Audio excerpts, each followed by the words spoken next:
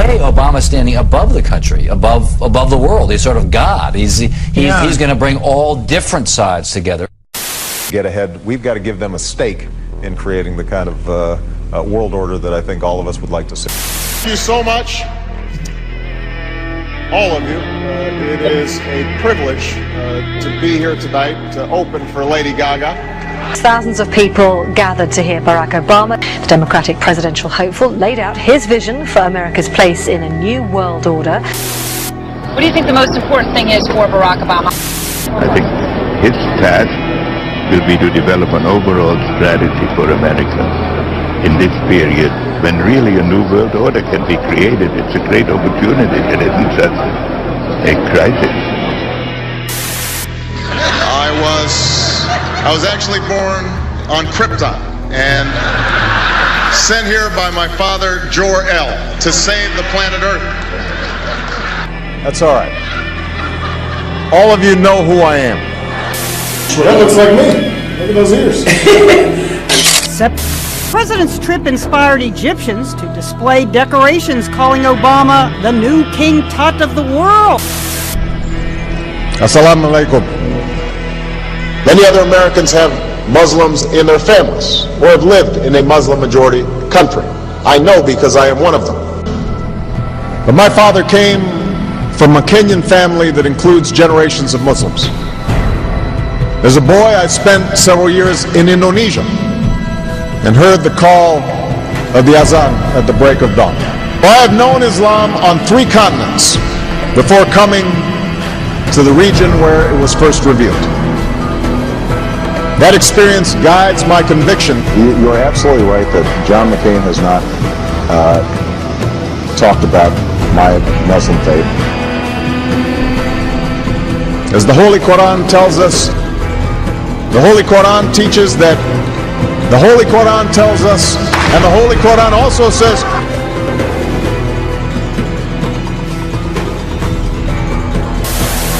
we have before us the opportunity to forge for ourselves and for future generations a new world order.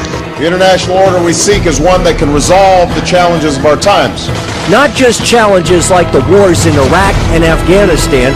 I would like to speak directly to the people and leaders of the Islamic Republic of Iran. Their great and celebrated culture. Over many centuries, your art, your music, literature, and innovation have made the world a better and more beautiful place. We know that you are a great civilization, and your accomplishments have earned the respect of the United States and the world. I also know civilization's debt to Islam. It was Islam that places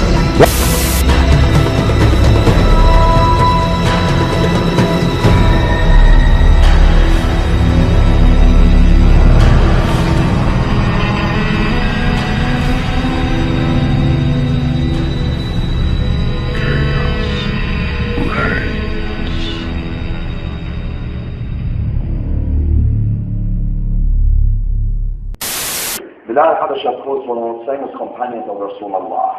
So Bilal came out of slavery. When he came out of slavery, he occupied one of the most prominent positions with Rasulullah. What was it? He was the mu'azzin of Rasulullah.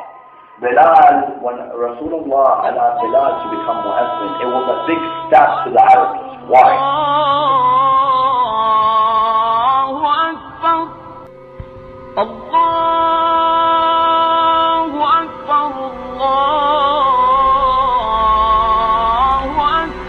جاء في كتاب ماذا قال علي عن آخر الزمان في الصفحة 385 هذا القول المنسوب إلى أمير المؤمنين عليه السلام في كلامه عن المهدي عليه السلام في حديث طويل.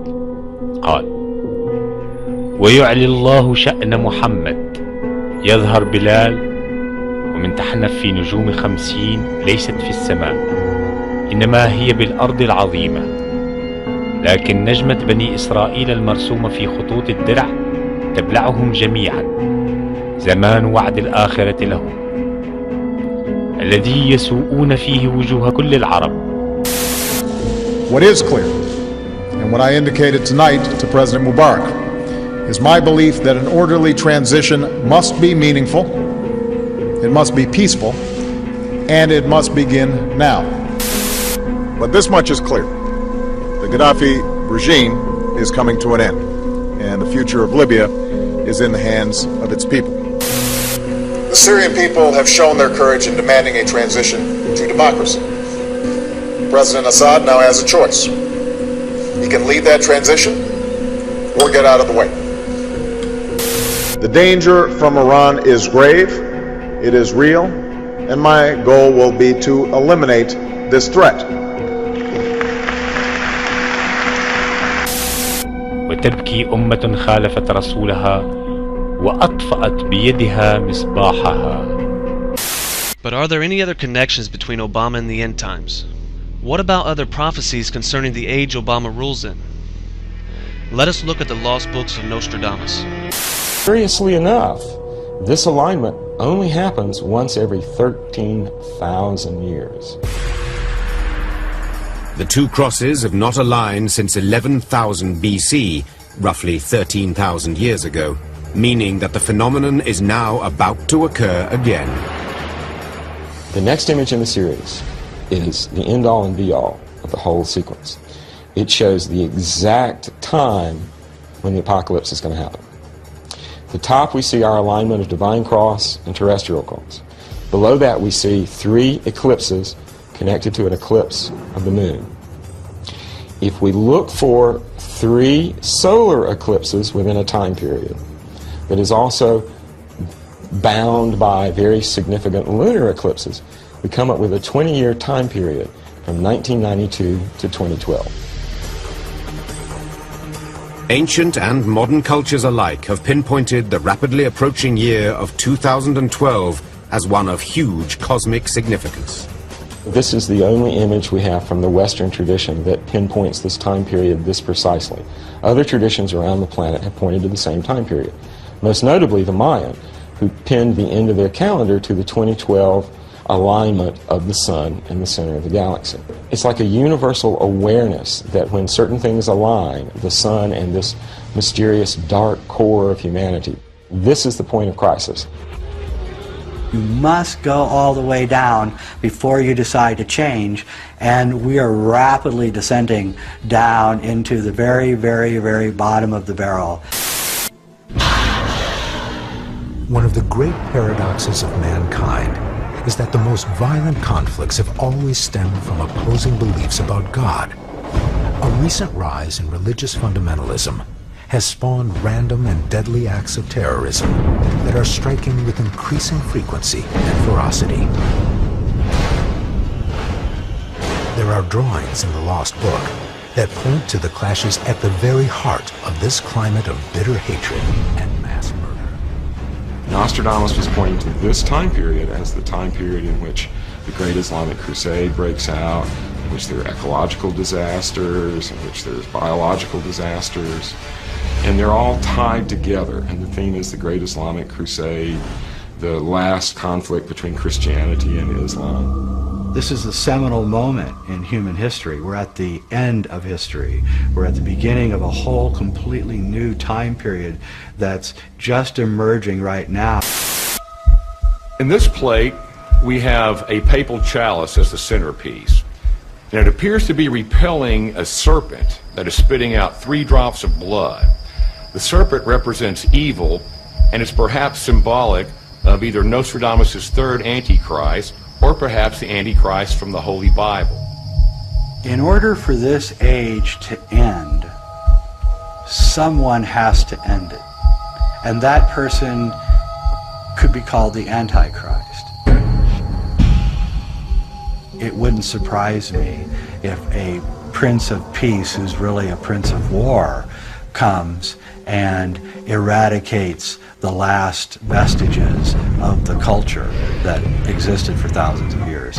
Nostradamus talks at length in several places about the Antichrist. 3 Antichrists, in fact. There's the theme of his 3 Antichrists, Napoleon being the first, Hitler being the second. His third Antichrist appears to be a Muslim from an Asian nation. Nostradamus's references to a third Antichrist imply an evolution through time of this ultimate incarnation of evil. The watercolor depicting the sun and the griffin carrying the papal crook in its feet represents the arrival of the future Antichrist. And there will be great trouble for the clergy which follows in the wake of this individual's arrival. So why is American media trying to portray the promised Imam Mahdi of the Muslims as the Dajjal Antichrist?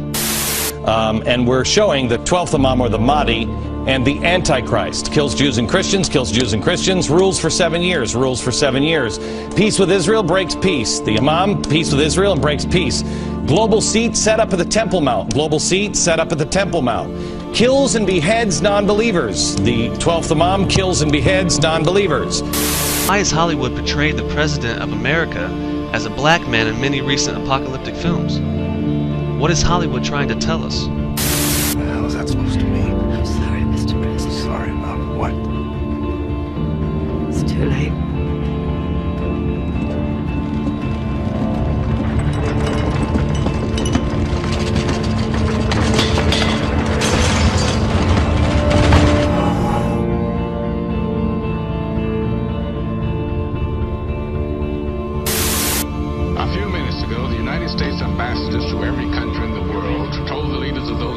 What I'm about to tell you. Last summer, 2 comets were discovered that are on a collision course with Earth. Oh my God. My fellow Americans, this will be the last time I address you. As you know, catastrophe has struck our nation, has struck the world. I wish I could tell you we can prevent the coming destruction. We cannot. Today, none of us are strangers. Today, we are one family, stepping into the darkness together.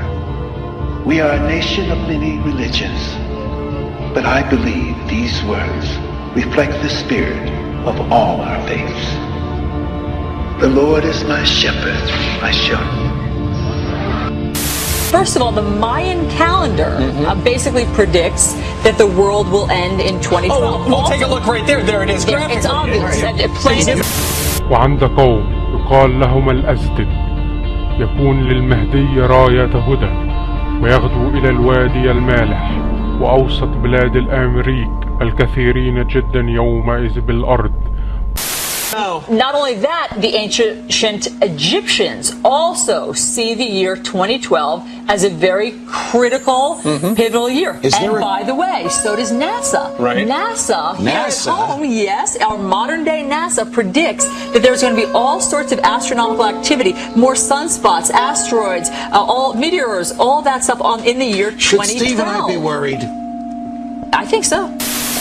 They've given me a few minutes just to talk to all of you in our NASA family about emergency preparedness. NASA recently participated in a FEMA exercise called Eagle Horizon that was a part of a continuity of operations and government exercise that we do annually. And I became aware of some things that concern me about our family preparedness, and I wanted to talk to you very briefly.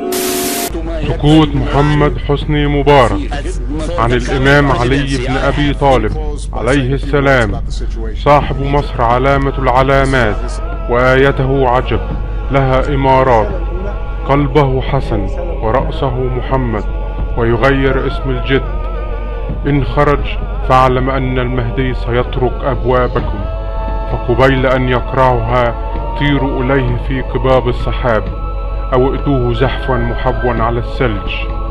ماذا قال علي عليه السلام في آخر الزمان صاد 330. ومن المعلوم أن حاكم مصر اسمه محمد حسني مبارك وقد غير اسم جده من سيد إلى مبارك وإن قلبه حسن تعني قلب الاسم حسني ورأسه محمد يعني أول الاسم.